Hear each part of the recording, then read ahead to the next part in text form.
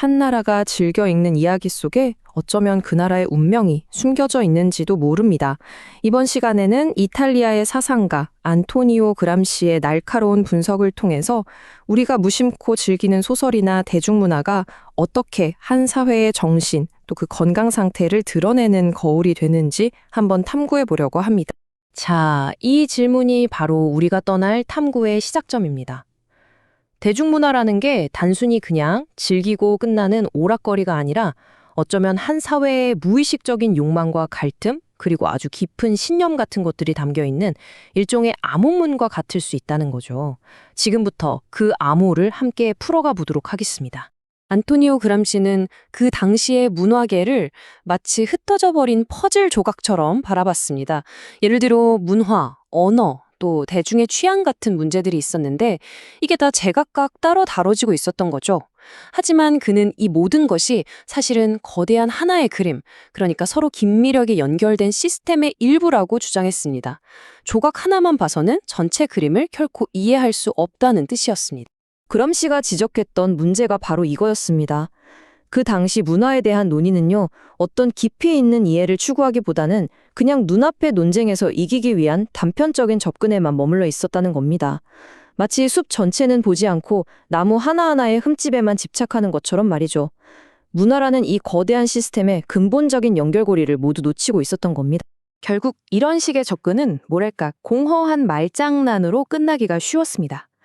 각각의 문화 현상이 대체 어떤 역사적인 배경에서 생겨났고 또 사회의 다른 부분과는 어떻게 얽혀 있는지 이런 고민이 빠져 있었기 때문이죠. 그 결과 문화적 문제에 대한 실질적인 사회 정치적 해결책은 나오지 못하고 모든 논의는 현실과 동떨어진 채 겉돌기만 했습니다. 이것이 바로 그람시가 내린 핵심적인 진단입니다. 한쪽에는 지식인들이 주도하는 소위 공식적인 문화가 있고 다른 한쪽에는 대중의 실제 삶이 있었던 거죠. 그리고 그 사이에는 도저히 건널 수 없을 것 같은 깊은 강이 흐르고 있었고요. 이 문화적인 단절은 국가 전체를 약화시키는 아주 심각한 병이었습니다. 지식인은 대중을 이해하지 못하고 대중은 지식인의 언어에 귀를 닫아버린 상황이었던 겁니다. 자, 그렇다면 그람시는 이 문화적 단절이라는 병의 진상을 대체 어디에서 찾았을까요? 마치 의사가 환자의 상태를 아주 세심하게 살피듯이 그는 사회의 가장 내밀한 곳, 바로 사람들이 매일 읽고 즐기는 대중소설로 눈을 돌렸습니다. 바로 그곳에 진단에 필요한 결정적인 단서가 숨어 있다고 본 것이죠. 그 당시 문화의 맥을 짚으려면 로망 포이통이라는 걸 반드시 이해해야 합니다. 우리말로는 연재소설이라고 할 수 있는데요. 신문이 막 대중화되면서 사람들은 다음 회를 정말 애타게 기다리면서 매일 혹은 매주 이 이야기들을 소비했습니다. 이건 단순한 읽을 거리가 아니었어요. 사람들을 함께 울고 웃게 만들면서 그들의 세계관과 가치관을 형성하는 아주 강력한 엔진 역할을 했던 겁니다. 이 인용문은 우리의 어떤 편견을 깨뜨립니다. 우리가 흔히 생각하는 소위 대중문화와 고급 문화가 사실은 전혀 다른 세계가 아니라는 것이죠. 그람시는 이 말을 인용하면서 연재소설의 극적인 구조나 주제 같은 것들이 도스토옙스키 같은 위대한 거장의 작품에도 깊은 영향을 미쳤다는 걸 보여줍니다. 결국 대중소설을 분석하는 건 저급한 문화를 얕보는 행위가 아니라 한 시대 문화의 DNA를 탐구하는 아주 중요한 작업인 셈입니다. 자, 이번에는 모험소설이라는 장르를 한번 파헤쳐 보겠습니다. 얼핏 보면 아이들의 꿈과 상상력을 자극하는 순수한 이야기처럼 보이지만 그람시는 줄베른의 소설 속에서 아주 강력하게 작동하고 있는 어떤 숨겨진 이데올로기를 발견했습니다. 그람시가 주목했던 건 그 방식의 교묘함이었습니다. 이 소설들은 결코 노골적으로 우리 프랑스가 최고다라고 외치지 않아요. 그 대신에 국가적인 자부심이라던가 경쟁국에 대한 적대감 같은 감정들을 이야기라는 설탕 안에 교묘하게 감싸서 독자에게 먹입니다. 독자들은 그저 흥미진진한 모험이라는 달콤함에 푹 빠져서 자신도 모르는 사이에 민족주의라는 약을 꿀꺽 삼키게 되는 것이죠. 줄 베른 소설의 이중 구조는 정말 놀라울 정도입니다. 겉으로는 과학과 탐험, 인간의 무한한 가능성을 노래하는 것처럼 보이죠? 하지만 그 껍질을 한꺼풀만 벗겨보면 그 안에는 아주 뚜렷한 정치적 메시지가 숨어 있습니다. 바로 강렬한 반영국 감정입니다. 그람시는 이것이 단순히 파쇼다 사건 같은 어떤 일시적인 갈등의 결과물이 아니라고 분석합니다. 이건 100년 전쟁과 잔다르크의 시대까지 거슬러 올라가는 프랑스 민중의 심리에 수세기 동안 깊이 각인된 원한과 관련이 있다는 거죠. 잃어버린 식민지에 대한 상실감, 또 해전에서의 패배에 대한 분노가 과학소설이라는 아주 세련된 옷을 입고 표현된 셈입니다. 모함 소설이 국가 간의 경쟁의식을 교묘하게 심어주는 장치였다면 탐정 소설은 그보다 더 깊은 차원의 전쟁터였습니다. 그람시는 이 장르를 지식과 인간 본성에 대한 서로 다른 철학들이 정면으로 격돌하는 이데올로기적인 전쟁터로 보았습니다. 그람시는 탐정이라는 캐릭터가 어떻게 문학 속에서 지금의 지위를 얻게 되었는지 그 계보를 추적합니다. 시작은 빅토르 위고의 자베르 경감이에요. 그는 법의 관점에서는 틀렸을지 몰라도 자신의 의무에 목숨을 거는 인물로 그려지면서 경찰관에게 존경이라는 이미지를 부여하기 시작하죠. 이후 가보리어의 르코크를 거쳐서 마침내 코난 도일의 셜록 홈즈에 이르러 과학과 심리학을 겸비한 현대적인 탐정의 원형이 탄생하게 됩니다. 사회 질서를 지키는 단순한 기능인에서 시대의 지성을 대표하는 복잡한 영웅으로 진화하는 과정인 것. 자, 이제 그람시의 분석의 하이라이트라고 할 수 있는 부분입니다. 바로 셜록 홈즈와 브라운 신부의 비교인데요. 그는 이 두 탐정이 단순히 스타일만 다른 게 아니라 서로 다른 두 개의 거대한 세계관이 충돌하는 지점이라고 말합니다.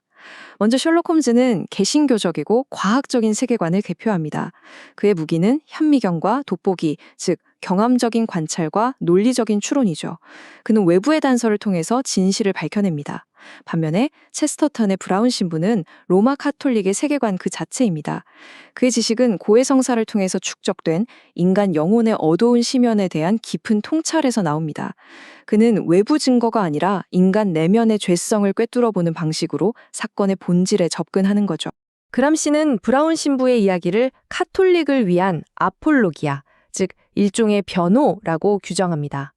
다시 말해 체스터턴은 탐정소설이라는 아주 대중적인 무기를 통해서 차가운 과학보다는 인간 영혼을 향한 깊은 통찰이 진실에 더 가깝다는 메시지를 던지고 있는 셈입니다.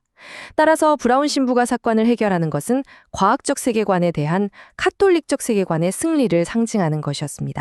이렇게 세속적인 대중문학이 활기차게 당대의 이데올로기적 논쟁을 펼치고 있는 동안에 정작 공식적인 종교기관, 그러니까 카톨릭 교회는 어떤 대중문학을 내놓고 있었을까요? 그람시는 바로 이 지점에서 또 다른 문화적 단절의 증거를 발견합니다. 그람시를 놀라게 했던 건 바로 이 지점이었습니다. 카톨릭 교회는 선교사들의 목숨을 건 모험담처럼 그 어떤 소설보다도 더 극적인 이야기 소재를 정말 무궁무진하게 가지고 있었거든요. 하지만 그들의 문학은 세속 작가들의 작품 앞에서 힘 한 번 제대로 써보지 못하고 무너졌습니다. 거대한 조직과 자원을 가졌음에도 불구하고 대중의 마음을 훔치는 매력적인 이야기를 만드는 데는 처참하게 실패했던 것입니다.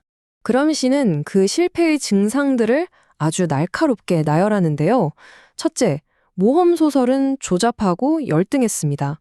둘째, 세키 신부 같은 뛰어난 과학자가 있었음에도 불구하고 대중과학 서적은 거의 찾아볼 수가 없었죠. 셋째, 모든 작품에 너무 노골적으로 예수의식 변증, 그러니까 선전의 의도가 짙게 배어 있었습니다. 독자들은 이야기를 즐기는 게 아니라 마치 설교를 듣는 듯한 느낌을 받았던 거죠. 그리고 마지막, 결정적인 증거는 이 책들이 서점에서 돈을 주고 사는 것이 아니라 교회 행사에서 의무적으로 나눠주는 선물로 유통되었다는 점입니다. 대중의 자발적인 선택을 받지 못했다는 뜻이죠. 이것이 바로 그람시가 내린 최종 결론입니다. 카톨릭 문학의 실패는 단순히 글을 잘 못 썼기 때문이 아니라는 겁니다. 이것은 이탈리아 사회에 종교와 대중 사이에 존재하는 내적인 파열, 즉 깊은 문화적 단절을 보여주는 가장 명백한 징후였습니다. 그가 처음에 진단했던 사회의 병이 바로 여기서 다시 한번 확인된 셈입니다. 결국 그람시에게 대중문화는 결코 가벼운 오락이 아니었습니다. 그것은 현실로부터 도망치는 도피처가 아니라 오히려 무엇이 현실이고 무엇이 선이며 우리가 누구인지를 결정하는 아주 치열한 전쟁터인 셈입니다. 그렇다면 마지막 질문은 이것입니다. 지금 우리 사회의 이야기를 쓰는 저자의 펜은 과연 누가 쥐고 있을까요?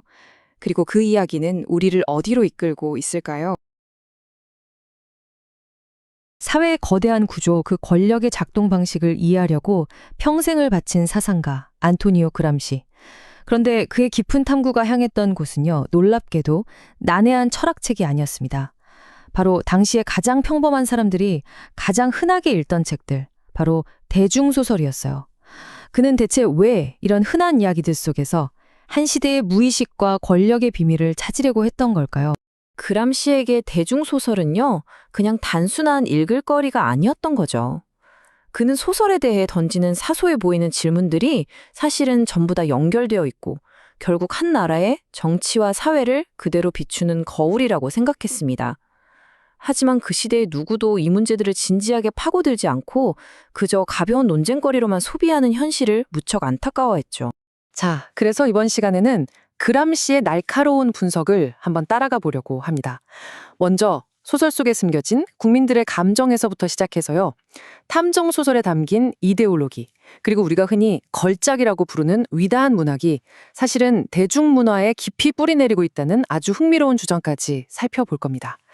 그리고 마지막으로는 그람시가 왜 그토록 이탈리아 문화에 공백을 아파했는지 그 근본적인 원인을 함께 파헤쳐 보겠습니다. 그럼 첫 번째 주제부터 시작해 볼까요? 그람시는 당시에 사람들이 즐겨 읽던 모험 소설을 그냥 시간 때우기용 오락거리로 보지 않았습니다. 오히려 그 흥미진진한 이야기들 속에 한 국가의 집단적인 감정, 그리고 결코 지워지지 않는 역사적 기억 같은 것들이 숨어 있다고 봤어요. 그람시는요, 한 나라의 대중소설에는 국민주의적인 정서가 아주 교묘하게 스며들어 있다고 주장합니다. 이건 뭐 우리나라 만세 같은 노골적인 구호로 드러나는 게 전혀 아니에요. 오히려 이야기의 배경이라든지 주인공의 국적, 그리고 특히 악당이 어느 나라 사람인지 같은 그런 설정을 통해서 아주 은근하게 표현되는 거죠.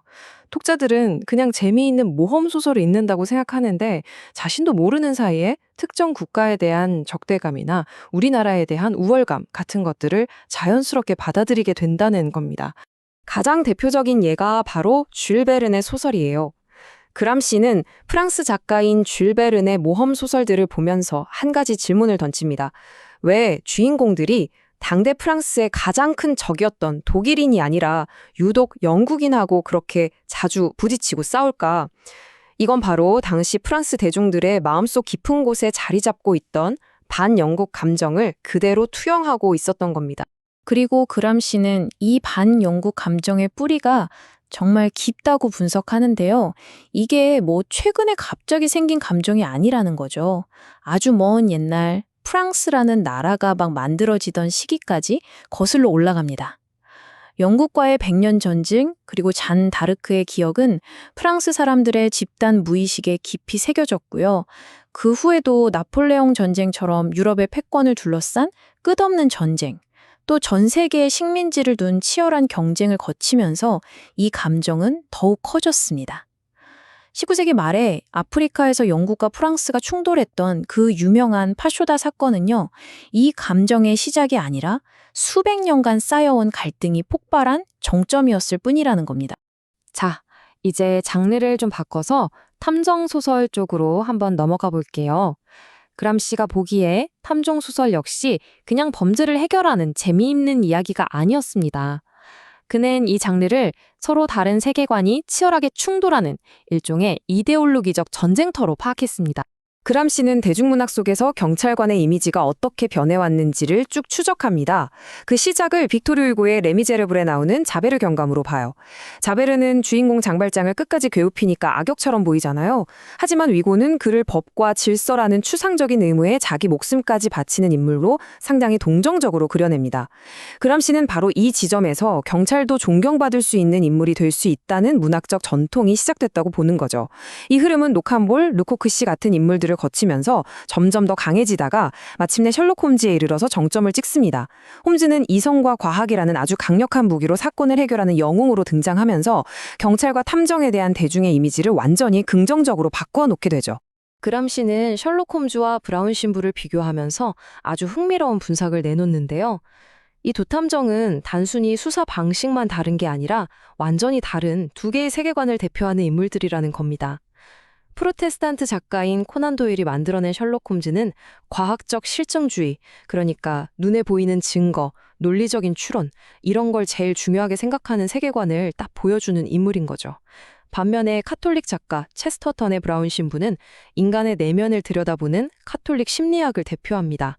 마치 고해성사를 통해서 인간의 죄와 본성을 꿰뚫어보는 신부님처럼요. 그는 겉으로 드러난 증거보다는 인간 본성에 대한 깊은 이해를 바탕으로 사건을 해결하죠. 그래서 그람시는 브라운 신부의 이야기가 사실상 카톨릭의 방식을 옹호하고 변호하는 일종의 변증이라고 본 것입니다. 다음 주제는 정말 흥미로운 지점입니다. 우리가 흔히 순수 문학이다, 고급 예술이다, 이렇게 부르는 것들이요. 사실은 그 시대의 가장 대중적인 문화에 깊이 뿌리를 내리고 있다는 이야기거든요. 흔히들 고급 문학하고 대중문학 사이에는 넘을 수 없는 벽이 있다고 생각하잖아요. 그람시는 여기에 반대합니다. 그는 도스토옙스키 같은 위대한 작가의 소설조차도 사실은 외젠시 같은 작가들이 썼던 대중 연재 소설에 그 뿌리를 두고 있다고 봤어요. 그러니까 위대한 걸작이라는 게 어느 날 갑자기 하늘에서 뚝 떨어지는 게 아니라는 거죠. 그 시대의 대중들이 가장 좋아하고 즐겨 읽던 이야기라는 풍성한 토양 위에서 싹을 틔우고 자라난다는 뜻입니다. 이 문화가 흘러가는 과정을 한번 보세요. 먼저 신문이나 잡지에 매일 연재되던 대중소설들이 가난한 사람들의 비참한 삶이나 도시의 어두운 이면, 극적인 반전 같은 주제들을 대중에게 처음으로 소개합니다. 그 다음에는 모험소설 같은 장르가 이런 주제들을 이어받아서 훨씬 더 큰 스케일로 이야기를 확장시키죠. 그리고 마지막으로 도스토옙스키나 발자크 같은 대가들이 바로 이 대중적인 형식과 주제들을 가져와서 거기에 훨씬 더 깊은 철학적, 심리적 깊이를 더해 위대한 예술작품으로 승화시키는 겁니다. 결국 대중문화가 고급 문화의 풍성한 자양분이 되어준 셈이죠. 자, 이제 이야기의 초점을 그람시가 살았던 이탈리아로 한번 옮겨보겠습니다. 그람시는 다른 유럽 국가들과 비교했을 때 이탈리아의 대중문화에는 유독 무언가 텅 비어있고 아주 약하다는 진단을 내렸습니다. 그람시가 보기에 좀 이상한 점이 하나 있었어요. 카톨릭 선교사들이 전 세계를 돌아다니면서 겪는 목숨을 건 이야기들은 모험 소설에 아주 좋은 소재잖아요. 그런데 이상하게도 이탈리아 카톨릭 문학은 유독 초라하고 빈약했다는 겁니다. 다른 나라의 세속적인 작품들과는 비교가 안 될 정도였죠. 그람시는 이게 단순히 작가 몇 명의 재능 문제가 아니라 그 이면에 훨씬 더 깊고 구조적인 문제가 숨어 있다고 생각했습니다. 바로 이 지점에서 그람시의 가장 핵심적인 주장이 나옵니다. 그는 카톨릭 문학의 실패가 단순히 문학만의 문제가 아니라고 봤습니다. 이것은 종교가 사람들의 실제 삶과 완전히 단절되었다는 위험 신호였죠. 종교가 그저 형식적인 미신으로만 남고 사람들의 마음에 살아있는 힘을 주지 못하니까 그 종교를 바탕으로 한 위대하고 감동적인 이야기도 당연히 나올 수 없었다는 겁니다. 그람시가 진단한 당시 이탈리아 대중문학의 상태를 보면요. 정말 심각해요. 프랑스나 영국에서는 큰 인기를 끌던 모험 소설이나 대중과학 분야는 거의 불모지에 가까웠습니다. 그나마 카톨릭 계열에서 나오는 소설들은 작품성보다는 교회를 옹호하려는 목적이 너무 노골적으로 드러나거나 아니면 아주 사소하고 좀스러운 이야기들로 가득 차 있었습니다. 그렇다면 도대체 왜 이런 문화적인 공백이 생겨났을까요? 그람시는 그 근본적인 원인을 이탈리아의 지식인들이 보통 사람들, 즉 민중과 완전히 단절되어 있었기 때문이라고 보았습니다. 작가 판치니에 대한 그람시의 이 신랄한 비판은 지식인들의 단절을 정말 아프게 보여줍니다. 판치니라는 작가가 밭에서 힘들게 일하는 농민을 보면서 눈물을 흘려요. 그런데 그 눈물은 농민의 고통에 공감해서 흘리는 눈물이 아니었던 거죠. 그는 농민의 고된 삶을 보면서 아, 나도 언젠가 저렇게 죽겠지 하는 생각에 자기 연민에 빠져서 울었던 겁니다. 그람시는 판치니가 농민의 영혼을 보지 못한 채 그 곁을 지나간다고 말합니다. 민중을 이해하고 연대해야 할 대상이 아니라 그저 자신의 감상을 위한 풍경이나 관찰 대상으로만 여기는 당시 이탈리아 지식인들의 모습을 정확히 꿰뚫어 본 것이죠. 그람시는 러시아의 대문호 톨스토이와 이탈리아의 국민 작가 만초니를 비교하면서 이 차이를 더 명확하게 설명합니다. 톨스토이의 이야기 속 종교는 민중과 함께 숨을 쉬어요. 진정한 깨달음은 평범하고 가난한 사람들의 삶 속에서 발견되죠. 하지만 만초니의 이야기 속 종교는 위에서 아래로 내려오는 구조입니다. 지혜와 가르침은 항상 신부나 추기경 같은 높은 사람들에게서 나와서 평범한 사람들에게 전달될 뿐이죠. 마치 아버지가 다 큰 자식을 계속 어린애 취급하면서 가르치려고 만드는 것과 같아요. 여기에는 민중 스스로가 역사의 주인공이 될 수 있다는 생각이 빠져 있는 겁니다. 여기서 그람시가 말하는 아주 중요한 개념이 하나 나오는데 바로 국민 민중적이라는 말입니다. 이게 그냥 국민을 사랑하자 뭐 이런 단순한 구호가 아니에요. 지식인들이 사람들과 동떨어져서 자기들만의 세계에 갇혀 사는 게 아니라 그들의 삶 속으로 직접 들어가서 그들의 생각과 감정을 예술과 사상으로 표현해내고 그렇게 하나의 건강한 문화 공동체를 이루는 상태를 말하는 겁니다. 그람시가 보기에 당시 이탈리아에는 바로 이 국민 민중적 문화가 결정적으로 없었던 거죠. 그람시는 당시 이탈리아 지식인 사회에 퍼져 있던 이런 단절의 모습들을 하나하나 짚어냅니다. 그들은 민중을 위해 봉사한다는 생각 없이 오직 자신들만의 이익을 쫓았고 성공을 위해서라면 카멜레온처럼 쉽게 원칙을 바꾸기도 했습니다. 문학을 사회를 위한 깊은 고민이 아니라 그저 한가롭게 지낼 권리를 주는 직업 정도로 여겼죠. 결국 이런 지식인들의 태도가 이탈리아의 국민 문화를 빈약하게 만들고 더 나아가 국가 전체를 약하게 만드는 근본적인 원인이 되었다고 본 것입니다. 그람시의 분석이 단순히 100년 전 이탈리아에만 해당되는 이야기일까요? 그렇지는 않을 겁니다. 그의 날카로운 시선은 오늘을 사는 우리에게도 똑같은 질문을 던지고 있죠. 한 사회의 정신과 문화는 위대한 예술 작품에만 담겨 있는 것이 아니라 우리가 매일 스마트폰으로 보고 즐기는 가장 대중적인 이야기, 드라마, 영화, 웹툰 속에 오히려 더 생생하게 담겨 있습니다. 그렇다면 지금 우리의 스트리밍 플랫폼과 서점을 가득 채운 그 이야기들은 21세기를 살아가는 우리 자신에 대해 과연 무엇을 말해주고 있을까요? 파시스트 정권에 의해 감옥에 갇혔던 사상가 안토니오 그람시. 그가 철창 안에서 쓴 옥중수고는 단순히 권력과 정치에 대한 이야기만 담고 있지 않습니다. 오히려 우리 일상에 아주 깊숙이 스며들어 있는 이야기의 힘에 대해 정말 깊이 파고들죠. 이번 시간에는 그람시가 대중소설이라는 창을 통해 한 국가의 정신, 또 문화, 그리고 눈에 보이지 않는 이데올로기까지 어떻게 분석해냈는지 그 여정을 차분하게 따라가 보겠습니다. 보통 우리는 소설이라고 하면 그냥 재미로 읽는 일종의 오락거리라고 생각하잖아요. 그런데 그람시는 여기서 전혀 다른 시각을 보여줍니다. 그는 대중문학을 단순한 여가 활동이 아니라 한 국가의 정체성과 세계관이 아주 치열하게 다투고 또 만들어지는 보이지 않는 전쟁터라고 봤습니다.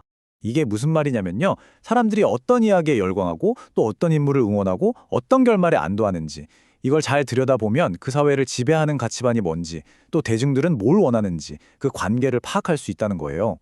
그람시에게 이런 대중소설들은 지배계급의 생각이 어떻게 사람들에게 전파되는지 그리고 때로는 어떻게 저항받는지를 보여주는 가장 생생한 증거였던 셈입니다. 물론 그람시가 살던 시대에도 문학을 비평하는 사람들은 많았겠죠. 하지만 그는 기존의 분석들이 아주 결정적인 한계를 가지고 있다고 봤어요. 대부분의 비평가들이 문학을 그냥 지식인들의 고상한 취미 정도로만 다뤘다는 겁니다. 작품이 얼마나 아름다운지, 작가가 얼마나 천재적인지에만 집중했지 그 이야기가 실제 사람들의 삶과 정치에 어떤 영향을 미치는지는 제대로 보지 않았다는 거죠. 바로 이 지점에서 그람시는 문학을 현실과 연결된 구체적인 역사와 사회의 산물로 분석해야 한다고 말합니다. 자, 그럼 그람시의 분석을 따라서 첫 번째 장르, 모험소설의 세계로 한번 들어가 보겠습니다.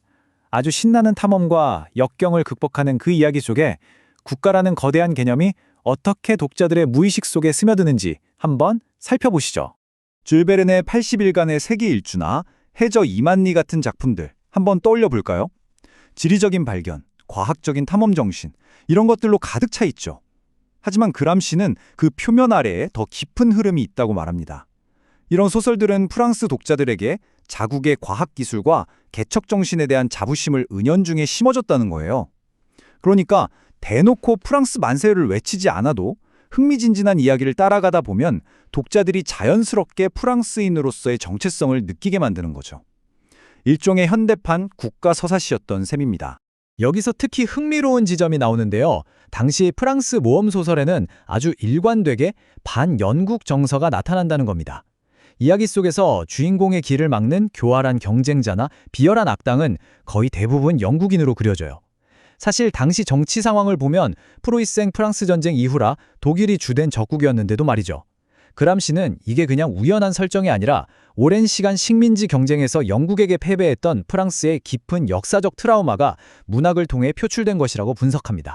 이 슬라이드에서 보시는 것처럼 이런 감정은 하루아침에 생긴 게 아니에요. 아주 멀게는 100년 전쟁과 잔다르크 시대부터 시작해서 나폴레옹 전쟁을 거쳐 19세기 아프리카에서의 식민지 경쟁, 바로 그 파쇼다 사건에 이르기까지 수백 년에 걸쳐서 켜켜이 쌓여온 역사적인 앙금인 거죠. 모험 소설은 바로 이 깊고 복잡한 국민 감정을 자양분 삼아서 독자들에게 더 큰 공감대와 몰입감을 주었던 겁니다. 이번에는 또 다른 인기 장르였죠. 탐정 소설로 한번 넘어가 보겠습니다. 그람시는 잘 짜인 추리소설의 단순히 머리 쓰는 게임을 넘어서 그 시대를 지배했던 서로 다른 철학과 세계관이 정면으로 맞붙는 격전장이었다고 봤습니다. 그람시는 탐정 소설에 나오는 법집행관 캐릭터들이 어떻게 변해왔는지를 통해 사회적인 인식이 어떻게 바뀌었는지를 읽어냅니다. 빅토르 위고의 레 미제라블에 나오는 자베르 경감에서 시작해서 에밀 가브리오의 루코크, 그리고 마침내 아서 코난 도일의 셜록 홈즈와 체스터턴의 브라운 신부에 이르기까지 이들의 계보를 쭉 따라가다 보면 아주 흥미로운 사상적인 대결 구도가 보입니다. 자베르, 다들 기억하시죠? 주인공 장발장을 정말 무자비하게 쫓지만 그게 결코 개인적인 원한이나 탐욕 때문은 아니잖아요. 그는 법이라는 추상적인 원칙에 자기 모든 것을 바친 인물이죠. 위고는 그런 자베르를 통해서 비록 그 신념이 비인간적인 결과를 낳을지라도 원칙에 충실한 인간 그 자체는 존중받을 수 있다는 점을 보여줍니다. 그람시는 바로 이 지점에서 과거에는 부정적으로만 그려지던 경찰이라는 존재가 존경할 만한 인격자로 격상되는 문학적 전통이 시작되었다고 분석합니다. 자, 이 탐정 소설의 사상적 대결은 셜록 홈즈와 브라운 신부를 비교하는 대목에서 그 정점을 찍습니다. 그람시는 이 두 인물을 그냥 스타일이 다른 탐정 정도로 보지 않아요. 19세기 말 유럽을 양분했던 두 개의 거대한 세계관, 그러니까 개신교적인 합리주의와 카톨릭적인 신앙주의의 대리인으로 해석합니다. 셜록 홈즈의 방법론은 철저하게 실증주의에 기반하죠. 눈에 보이는 증거, 발자국, 담뱃재 같은 것들을 과학적으로 관찰하고 논리적으로 추론해서 결론에 도달합니다. 이건 당시 산업혁명과 과학의 발전에 열광하던 시대 정신을 그대로 반영하는 거예요. 반면에 브라운 신부는 완전히 다릅니다. 그는 현장의 증거보다 용의자의 영혼을 들여다봐요. 수많은 사람들의 고해성사를 들으면서 인간의 죄와 나약함에 대한 깊은 통찰을 얻었기 때문에 논리를 뛰어넘는 직관으로 진실을 꿰뚫어 보는 거죠. 다시 말해서 브라운 신부가 사건을 해결하는 과정 그 자체가 인간의 마음을 이해하는 데는 과학적인 분석보다 카톨릭적인 지혜가 더 우월하다는 강력한 변론인 셈입니다. 이제 그람시의 시선을 따라서 당시 가장 대중적인 미디어였던 신문에 연재되던 소설, 이른바 로망드 페유통이 문학계 전체에 얼마나 큰 영향을 미쳤는지 한번 살펴보겠습니다. 매일 혹은 매주 신문 한쪽 구석에 실렸던 이 연재소설은요, 오늘날 우리가 다음 화를 애타게 기다리는 인기 드라마나 웹툰하고 똑같은 역할을 했습니다. 독자들이 계속 신문을 사보게 하려면 작가들은 매회 마지막에 아주 극적인 사건이나 충격적인 비밀을 터뜨려야 했죠. 우리가 흔히 클리프행어라고 부르는 기법을 쓸 수밖에 없었던 거예요.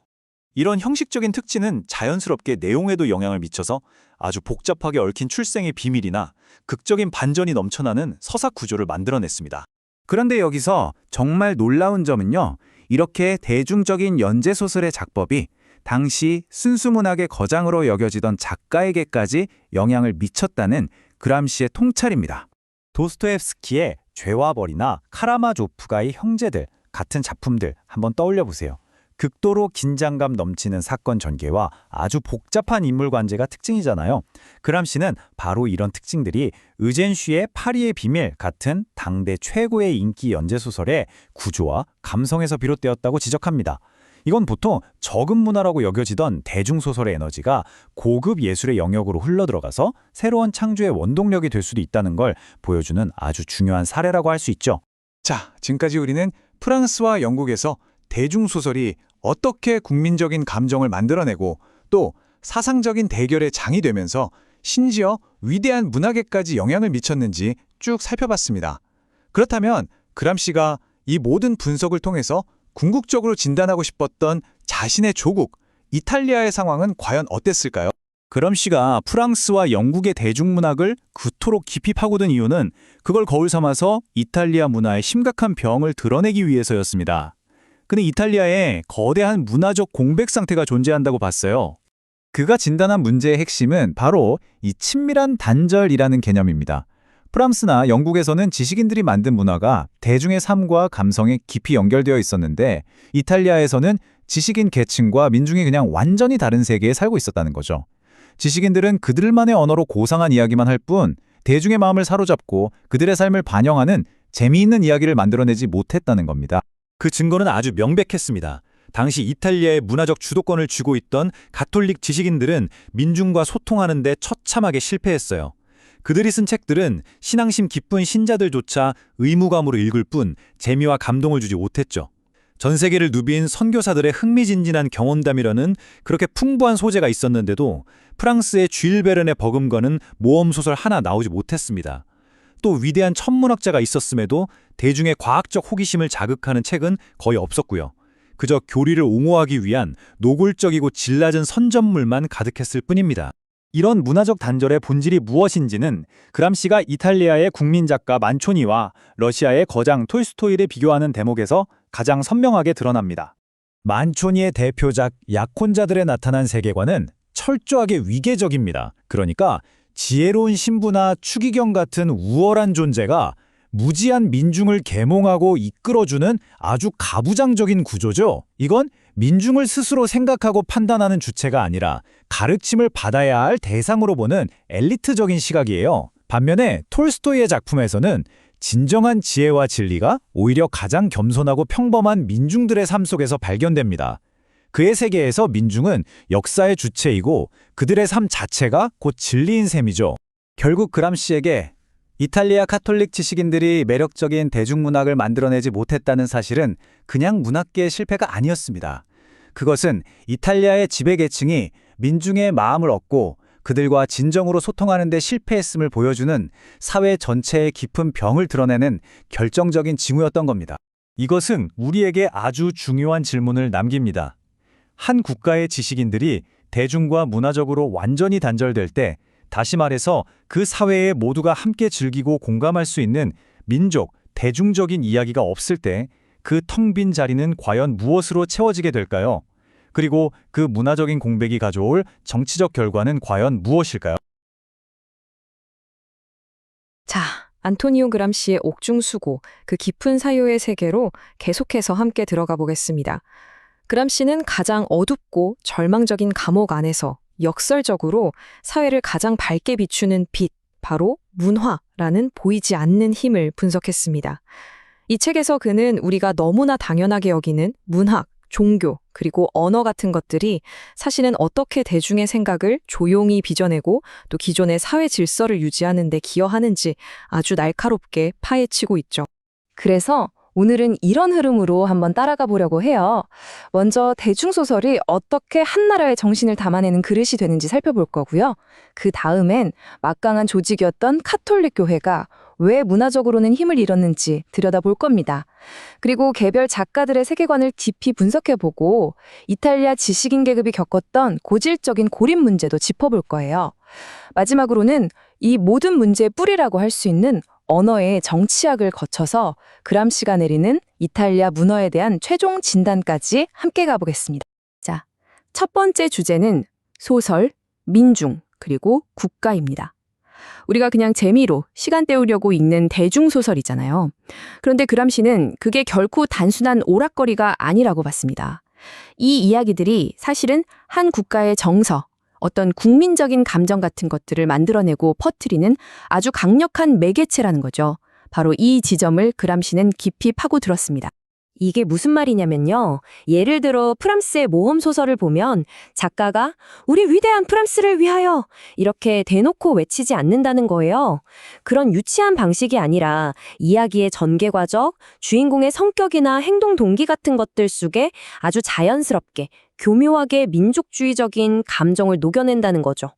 독자는 그저 흥미진진한 모험담을 읽고 있다고 생각하지만 자신도 모르는 사이에 그 이야기가 담고 있는 가치관이나 정서에 깊이 동화되는 겁니다. 근데 정말 흥미로운 건요, 똑같이 모험 소설이라는 장르인데도 나라마다 그 내용이 완전히 다르다는 점이에요. 프랑스 소설의 배경에는 항상 영국에 대한 오랜 라이벌 의식이 짙게 깔려 있습니다. 백년 전쟁 때부터 이어진 그 역사적 경쟁 심리가 이야기 곳곳에 배어 있는 거죠. 반면에 미국 소설은 어떨까요? 거기는 전혀 다른 이야기입니다.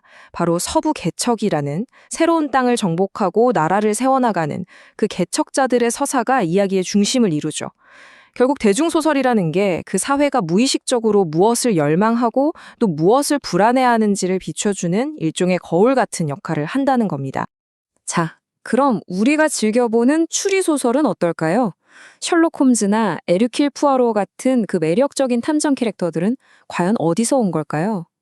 그람시는 이런 영웅적인 탐정의 모습이 어느 날 갑자기 하늘에서 뚝 떨어진 게 아니라고 말합니다.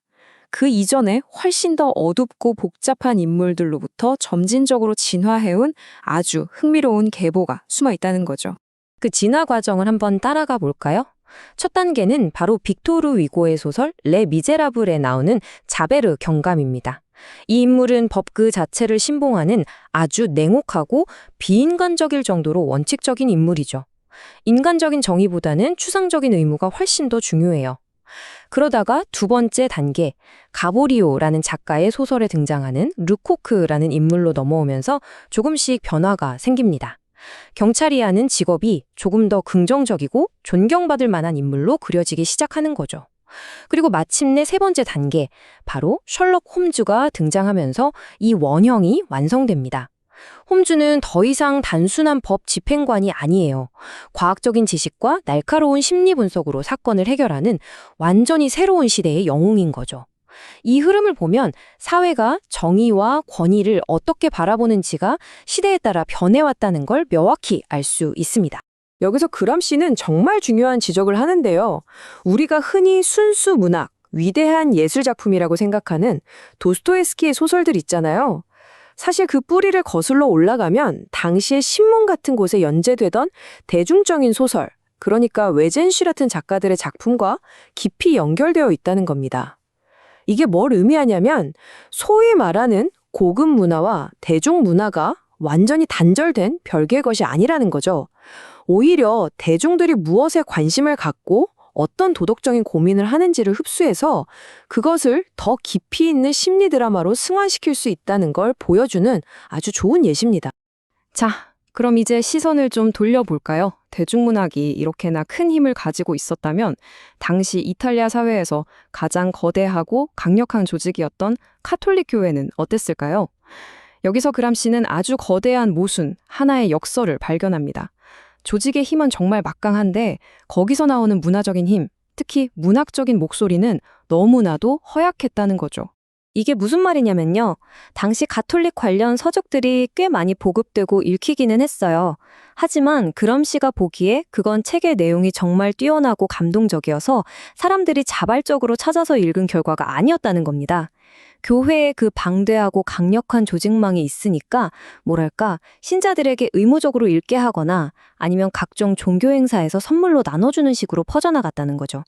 책 자체의 매력으로 확산된 게 아니라 조직의 힘으로 밀어붙인 것에 가깝다는 날카로운 분석입니다. 특히 선교사들의 이야기를 다룬 문학에서 이 문제가 아주 명확하게 드러납니다. 한번 생각해 보세요. 머나먼 이국 땅에 가서 겪는 그 수많은 고난과 모험, 새로운 문화와의 만남. 이거야말로 소설로 쓰기에 정말 최고의 소재잖아요. 그런데 막상 카톨릭계에서 나온 선교 문학들을 보면 프랑스나 영국 작가들이 쓴 세속적인 모험 소설에 비해 너무나 초라하고 재미가 없었다는 겁니다. 심지어 대중과학서적 같은 분야에서도 마찬가지였고요. 그람시의 표현을 빌리자면 모든 작품에서 뭔가 영혼 없이 딱딱하고 진부한 예수의식 변증, 즉 교리를 변호하려는 의도만 가득했다는 거죠. 이건 단순히 작가 몇 명의 실력 문제가 아니라 뭔가 더 근본적인 문제가 있다는 신호였습니다. 그래서 그람시는 이렇게 결론을 내립니다. 이 문학적인 실패는 단순히 재미없는 책의 문제가 아니라는 거예요. 이것이야말로 공식적인 종교와 평범한 사람들의 실제 삶 사이에 보이지 않는 깊은 벽, 내밀한 단절이 생겼다는 것을 가장 명확하게 보여주는 지표 중 하나라는 거죠. 종교가 사람들의 삶 속에서 함께 호흡하고 마음을 움직이는 살아있는 힘이 아니라 그냥 형식적인 의례나 미신처럼 껍데기만 남게 되었다는 겁니다. 자, 이제 그람시는 분석의 렌즈를 더 좁혀서 개별 작가들을 마치 현미경으로 들여다보듯이 세밀하게 분석하기 시작합니다.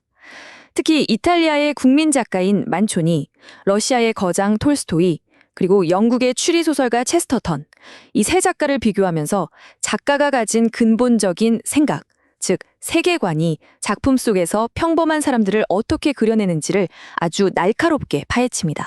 그가 던지는 핵심적인 질문은 바로 이겁니다. 이 작가들은 과연 평범한 사람들, 그람시의 표현을 빌리자면 겸손한 이들을 어떻게 묘사하고 있는가?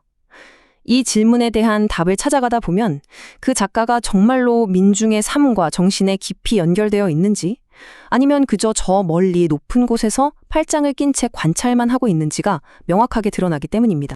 만초니와 톨스토이의 비교를 보면 이 차이가 정말 극명하게 드러납니다. 먼저 만초니의 대표작 약혼자들을 보면요.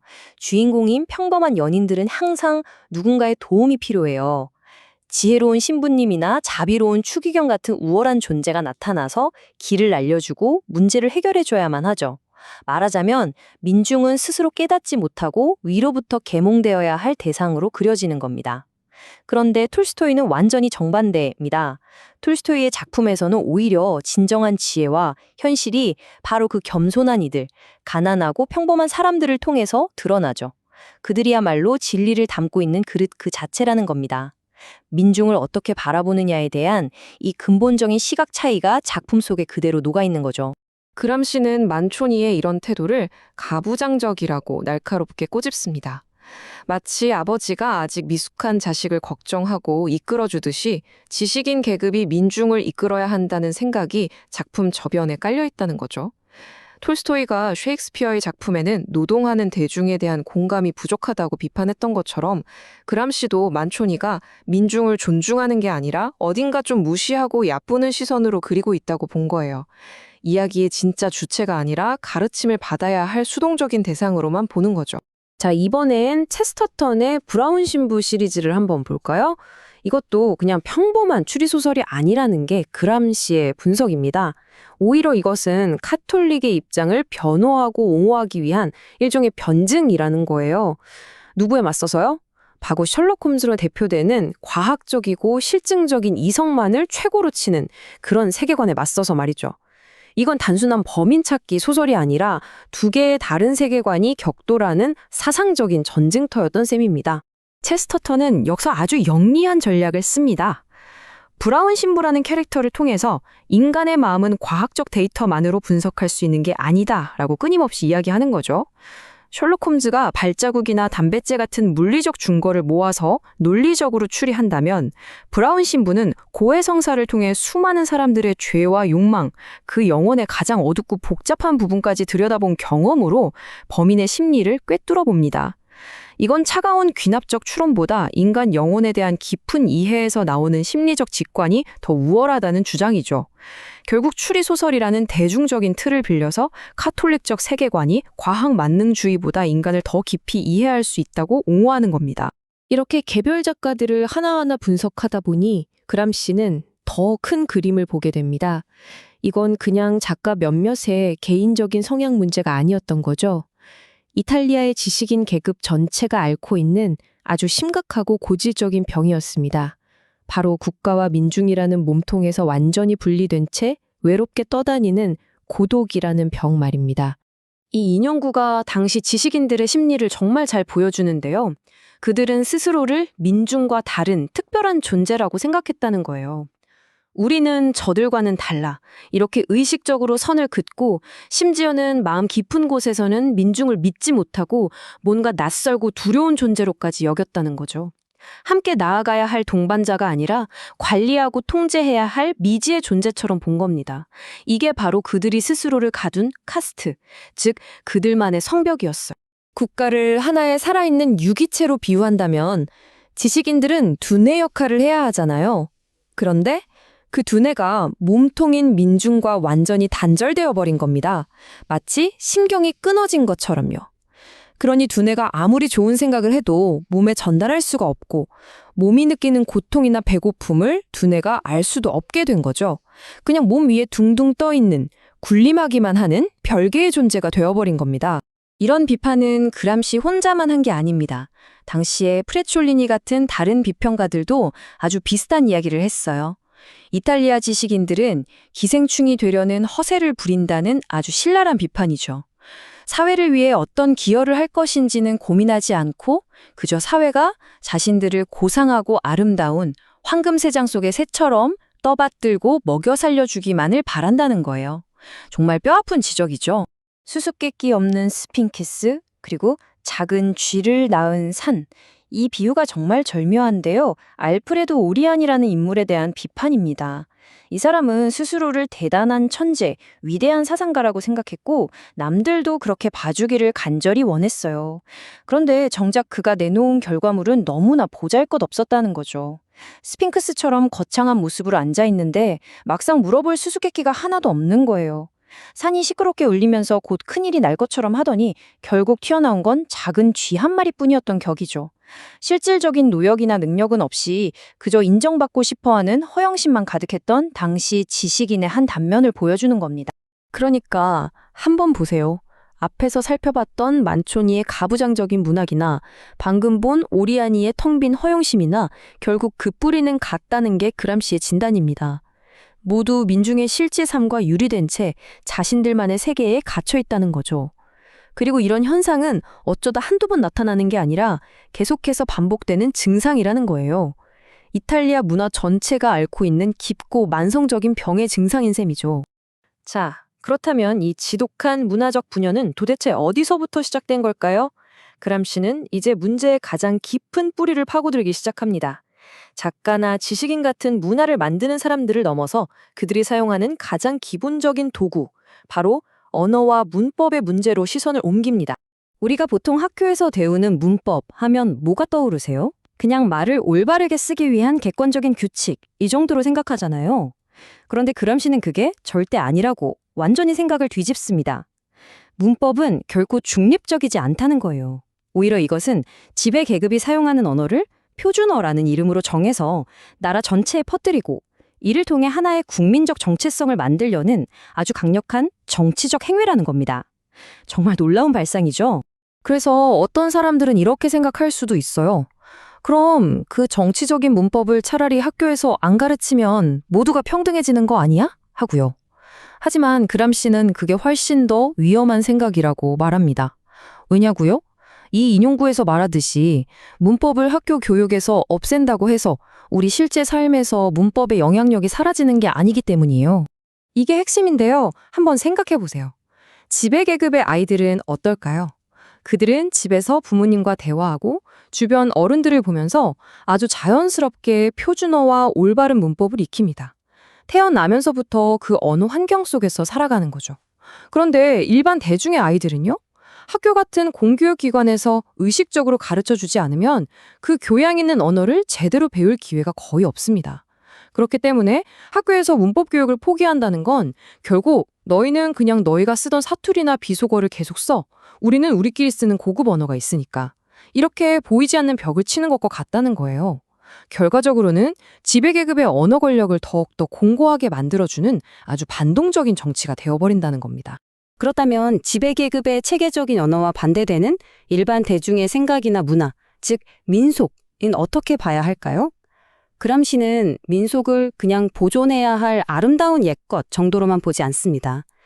그게 아니라 민속은 체계적이고 논리적이지는 않지만 분명히 존재하는 사람들의 삶과 행동 속에 깊이 뿌리내린 또 하나의 세계관이라고 봅니다.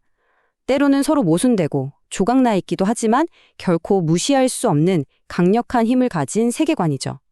그래서 이걸 극복하고 새로운 문화를 만들려면 먼저 이 민속의 실체를 제대로 알아야 한다고 주장합니다. 그러니까 교육자나 정치 지도자의 입장에서 민속을 연구하는 건 단순히 학문적인 호기심 때문이 아닙니다. 이건 아주 중요한 전략이에요. 아이들이나 젊은 세대가 어떤 생각과 믿음 속에서 자라고 있는지, 그들의 머릿속에 어떤 다른 세계관들이 영향을 미치고 있는지를 정확히 알아야만 비로소 새로운 생각, 더 합리적이고 일관된 생각을 심어줄 수 있기 때문이죠. 뭘 바꿔야 할지 알려면 지금 그 자리에 뭐가 있는지를 정확히 알아야 하는 것과 같은 이치입니다. 자, 이게 지금까지 이야기했던 것들을 하나로 모아볼 시간입니다. 대중소설 이야기부터 시작해서 카톨릭 문화의 위기, 고독한 지식인들, 그리고 언어의 정치학까지 이 복잡하게 얽힌 실타래들이 가리키는 결론은 결국 단 하나입니다. 바로 이탈리아 사회가 모든 국민이 함께 공유하고 만들어가는 진정한 의미의 국민 대중 문화를 건설하는데 총체적으로 실패했다는 그람시의 최종 진단이죠. 책을 읽다 보면 이 통일성의 부재에 대한 그람시의 안타까움이 계속해서 느껴집니다. 당시 이탈리아 사람들 모두가 하나의 국민 문화를 원하긴 했어요. 문제는 그 방법을 근본적으로 잘못 알고 있었다는 거죠. 사람들 속에서부터 자연스럽게 우러나오는 유기적인 문화를 만들어내는 대신 학교 교육 같은 외무적인 수단으로 억지로 주입해서라도 만들고 싶어 했던 겁니다. 살아있는 나무를 뿌리부터 키울 생각은 안 하고 그냥 죽은 가지에다가 예쁜 꽃을 풀로 붙이려고 했던 것과 비슷하죠. 이 문장, 이것은 이탈리아 지식인들과 국민, 대중적 현실 사이의 분리를 보여주는 또 다른 증상이다. 그람시는 이 말을 책에서 정말 여러 번, 마치 후렴구처럼 반복합니다. 마치 의사가 환자를 진찰하면서 계속해서 같은 병명을 확인하고 또 확인하는 것처럼요. 문학을 이야기할 때도, 지식인을 이야기할 때도, 언어를 이야기할 때도 결국 그의 진단은 항상 이 분리와 단절로 귀결되었던 거죠. 이게 바로 그가 진단한 이탈리아 문화의 핵심 병증입니다. 결국 그람시의 분석이 도달하는 최종 결론은 아주 명확하고 서늘합니다. 한번 상상해 보세요. 어떤 건물을 짓는데 설계를 하는 건축가들이 현장에서 일하는 노동자들과는 말 한마디 섞지 않고 심지어 사용하는 설계도의 언어 자체가 달라서 아무도 알아볼 수가 없어요. 그런 상황에서 제대로 된 건물이 지어질 수 있을까요? 불가능하겠죠. 그람시가 본 이탈리아 문화가 바로 그런 모습이었습니다. 문화를 만드는 사람들은 민중과 동떨어진 특권 계급, 즉 카스트이고 문화의 가장 기본적인 재료인 언어마저 모두의 것이 아니니 진정한 국가 문화라는 집은 애초에 지어질 수가 없었던 겁니다. 모든 것이 다 무너진 기초 위에 서 있었던 거죠. 자, 그럼 마지막으로 이 질문을 남겨봅니다. 지식인은 고립되어 있고 문학은 뜬 구름 잡는 소리만 하고 언어는 오히려 사람들을 가르는 도구가 되어버렸어요. 이렇게 절망적인 상황에서 과연 누가 그리고 어떻게 이 모든 걸 바로잡고 새롭고 통일된 문화를 만들어낼 수 있을까요? 이건 단지 100년 전 이탈리아만의 이야기는 아닐 겁니다. 어쩌면 오늘 우리 사회를 향해 던져진 질문이기도 하겠죠. 과연 이 어려운 문제에 대한 그람시의 해법은 무엇이었을까요? 그 이야기는 다음 탐구에서 계속 이어서 따라가 보겠습니다. 안토니오 그람시는 문화를 한 사회 속을 들여다보는 아주 특별한 거울이라고 생각했습니다. 그러니까 한 나라의 문학 작품이나 사람들 사이에 떠도는 이야기, 심지어 우리가 쓰는 언어 그 자체에 그 사회가 얼마나 건강한지 혹은 어떤 병을 앓고 있는지가 고스란히 드러난다고 본 거죠. 자, 오늘 우리는 이 책을 통해서 문학, 민속, 그리고 언어라는 세 가지 렌즈를 가지고 그람시가 20세기 초 이탈리아 사회의 깊은 균열을 어떻게 진단하고 분석했는지 그 여정을 차분하게 한번 따라가 볼까 합니다. 만약에 한 사회의 문화, 그러니까 책이나 예술, 사상 같은 것들이 대다수의 평범한 사람들하고는 아무 상관없이 저 높은 곳에서 그들끼리만 공유된다면 과연 어떤 일이 벌어질까요? 이게 바로 그람시가 평생을 붙들고 씨름했던 가장 근본적인 질문이었습니다. 이건 그냥 학문적인 호기심이 아니었어요. 마치 의사가 환자의 몸에 청진기를 대고 아주 희미한 심장 소리까지 들어가며 병의 원인을 찾아내려고 하는 것처럼 그람시는 문화를 통해서 국가의 건강 상태를 진단하고자 했던 겁니다. 자, 그럼 본격적으로 그람시의 진단을 한번 따라가 보죠. 그가 보기에 당시 이탈리아가 앓고 있던 가장 심각한 병은 뭐였을까요? 바로 지식인 계층과 국민 대중 사이에 놓인 너무나도 거대하고 깊은 틈, 바로 단절이었습니다. 이상적인 사회라면 문화라는 건 사회 구성원 전체의 삶에 뿌리를 내리고 함께 숨쉬는 생명체와 같아야 하거든요. 하지만 당시 이탈리아는 마치 머리와 몸이 분리돼서 서로 소통하지 못하는 굉장히 위태로운 상태였다, 이렇게 본 거죠. 그람시에게 이 문화적인 단절은요, 그냥 뭐 취향이 다르다거나 교육 수준이 차이난다 이런 차원의 문제가 전혀 아니었습니다. 그는 이걸 나라 전체를 서서히 갉아먹는 아주 근본적인 질병으로 봤어요. 왜냐하면 한번 생각해 보세요. 지식인들이 자기들끼리만 통하는 언어로 이야기하고 대중과 소통하지 않으면 그 나라는 하나의 통일된 의지를 가질 수가 없게 됩니다. 그리고 그 결과는 결국 정치적, 사회적인 쇠약으로 이어질 수밖에 없다고 분석한 겁니다. 그람시는 당시 이탈리아 지식인들을 정말 신랄하게 비판합니다. 그들은 마치 외부 세상과는 완전히 단절된 성체에 사는 귀족들 같았다는 거예요. 자신들만의 세계에 갇혀서 대중의 삶이나 언어, 그들의 기쁨과 슬픔에 뿌리 내리려는 시도조차 않았죠. 이렇게 공중에 붕 뜬 문화는 새로운 생명력을 얻을 수가 없습니다. 결국 스스로를 소진시킬 뿐 어떤 새로운 에너지도 만들어내지 못하는 불모의 상태와 같다고 본 것입니다. 문제의 핵심은 결국 지식인들이 스스로를 뭐라고 생각했느냐, 바로 이 지점에 있었습니다. 그람시는 아주 강한 표현을 쓰는데요. 그들이 사회 전체에 봉사하는 유기적인 일부가 아니라 사회에 그냥 빌붙어 사는 기생충처럼 행동했다고 비판합니다. 스스로를 민중보다 우월한 존재로 여기고 대중의 삶을 이해하거나 그들의 언어로 소통하려는 노력을 오히려 경멸했다는 거죠. 바로 이 오만한 태도가 문화적 단절을 돌이킬 수 없을 정도로 깊게 만든 주범이었습니다. 자, 그렇다면 그람시는 이런 문화적인 병의 구체적인 증상들을 도대체 어디서 찾아냈을까요? 흥미롭게도 그는 어떤 거창한 이론서가 아니라 당시 서점에서 가장 흔하게 볼 수 있었던 대중소설, 그러니까 신문 연재소설이나 탐정소설 같은 장르 문학에 주목했습니다.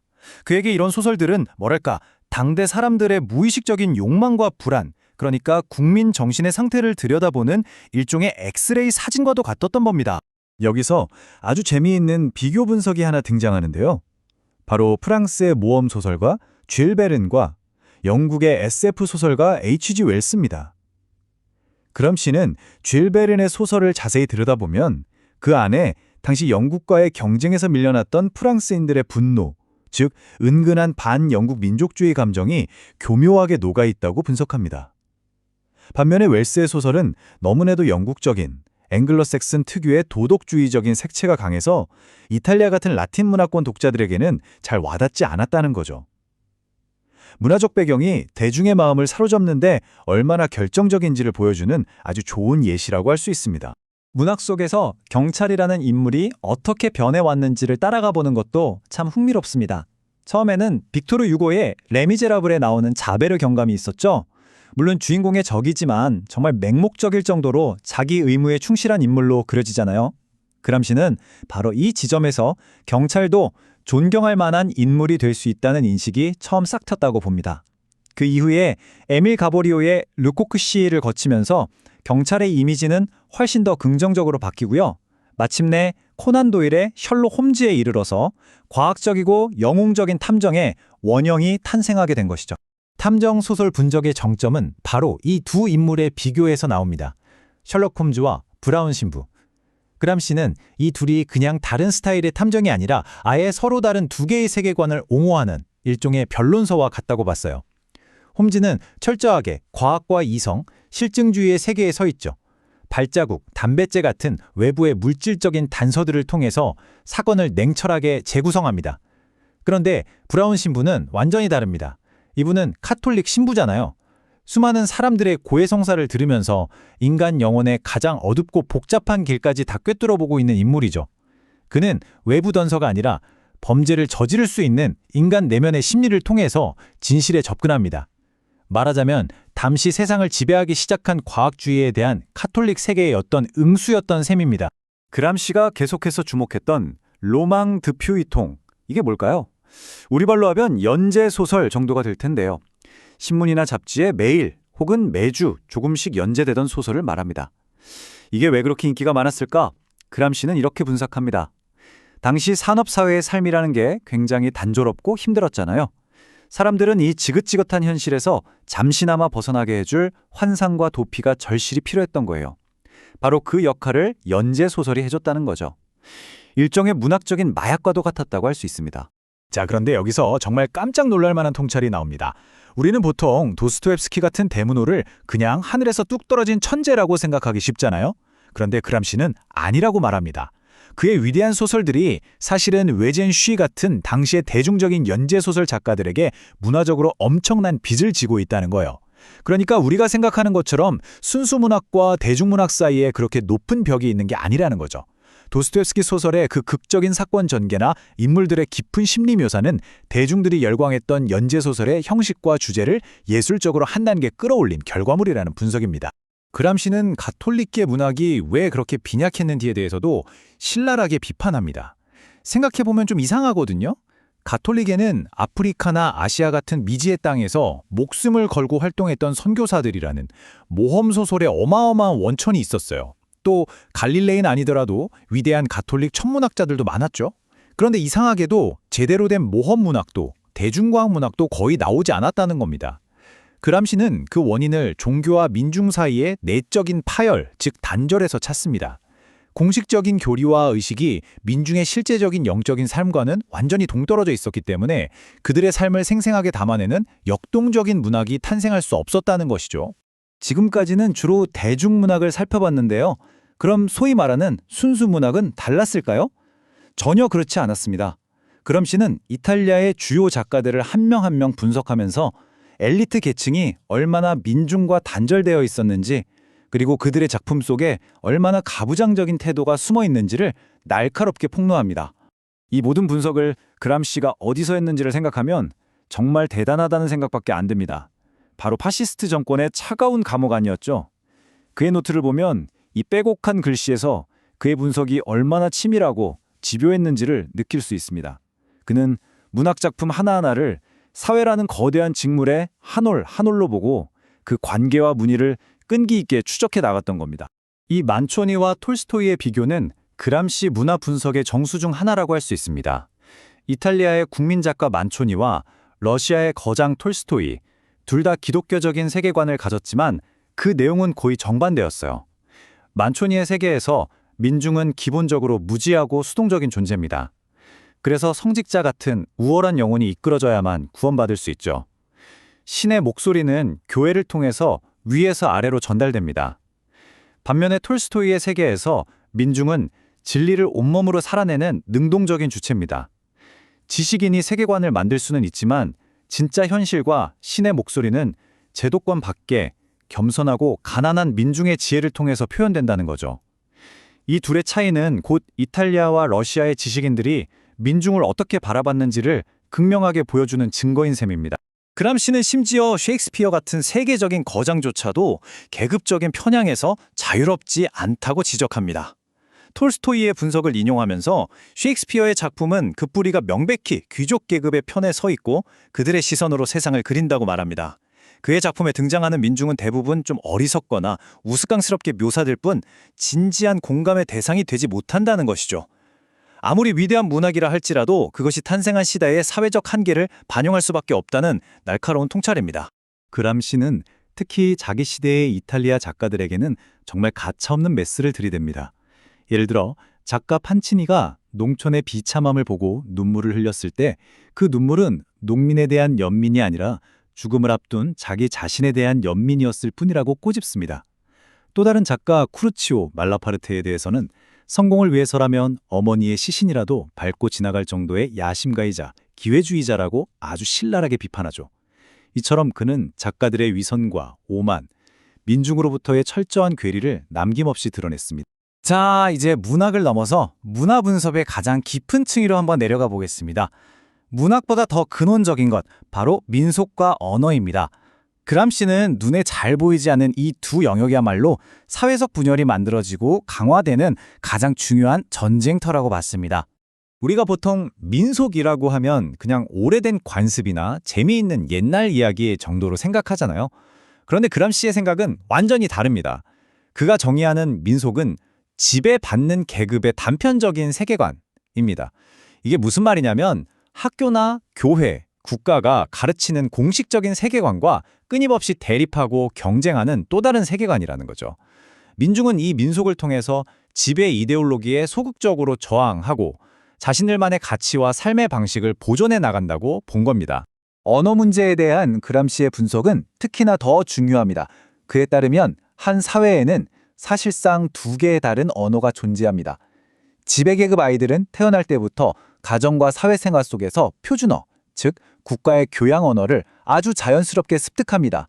하지만 민중의 아이들은 대부분 지역 방언만을 사용하면서 이 표준어로부터 배제되죠.